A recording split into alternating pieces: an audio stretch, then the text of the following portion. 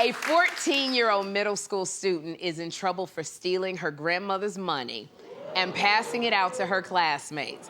So the little girl broke into her grandmother's safe with a screwdriver, and she stole over $10,000. And then she passed it out to students in increments of $200, $400, and $700. Let me tell y'all something. When I read this story, I said, it could be money in my grandmother's purse right now in front of me, and the fear, that's my grandmother, that's my other grandmother. Both my grandmothers. Let me tell you something. I'm telling you, it could be money in their purse right now in front of me. It could be a sign on the money going, Sherri, take this. And the fear of God would still make me not take money from my grandmother. I am telling you, that's Mary in the yellow, my grandmother Mary, and that's Maxine in the blue, and both of them don't play. But I'm telling you, like, I think with these kids today, the fear of God is missing from these kids. Because I would have never thought, I would have thought that was a booby trap. Literally, all of that money. I would have thought if there was money in front of me that my grandmothers was putting it there to test me. That's what it is. Because I remember both my grandmothers, I come from, the breast is from my grandmothers, and they would keep money in their breasts. Like, literally, my grandmother, Mary in the yellow, she kept money everywhere. She kept money under the couch, under the mattress, in the cookie jar, everywhere. Everywhere but the bank. And then... And literally, God bless her soul, when my grandmother Mary passed away, we found money. We was just money under the carpet, money. It was $100 here. It was $26 there. It was behind the refrigerator. I think the people who bought my grandmother's house are still finding money. I'm telling you.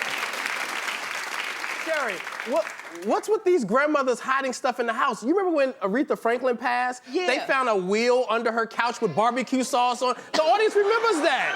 Yeah, like, what is with the grandmothers not putting stuff in the bank? I don't know why grandmothers, I think it was being in the war and they didn't trust the banks or whatever, and they would just hide stuff. I think that's what it was, John, because I just was too scared I would never think to take anything from my grandmother. And I remember one time my grandmother she would keep it in a baggie, some of her money, and I took a little baggie from her purse. It was $1. And we lived in Chicago, so they had like these little corner stores that you could go to in the backyard. And I went and bought those cookies with the strawberry frosting on the cookie. And I'm sitting there eating my cookie, and all of a sudden my grandmother appeared out of nowhere. And she was standing behind me, and she said, "Where you get that money?"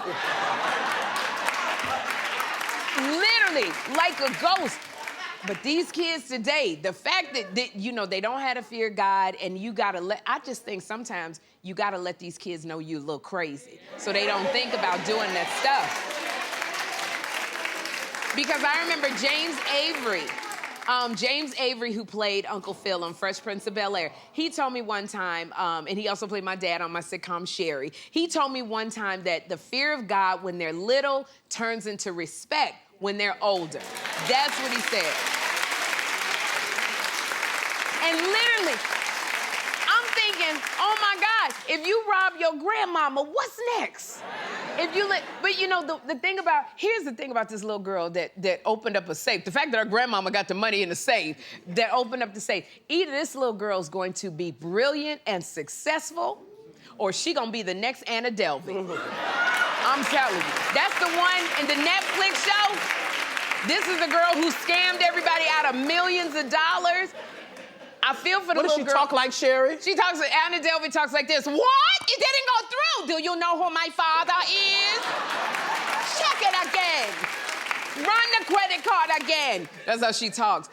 But the little girl, John, I feel for her because I feel like her self-esteem has got to be very low for her to have to, feel like she has to buy her friends off. And here's the thing, they only recovered $700 out of the 8 or 10, because they said they ain't gonna get that money back. Because when you give somebody $700, them kids probably didn't even tell their parents they got the money from the little girl. And grandmama, I know that this is not gonna make you feel any better, but you gotta look at the brilliance of your granddaughter. This girl divided it up into 200, 400, 700. She knows math. If you can, this girl knows math. And something like this, like, I don't believe that the little girl should go to jail, file charges. I think if you can channel this energy away from the theft, if she, make that girl do community service and see people who don't have money. Make her work it off so she can appreciate. But don't send her to jail. Don't have them press charges. And Grandma, let me tell you, the best place to keep your money, it wouldn't have gotten stolen if you kept it in your bra. Because let me tell you something.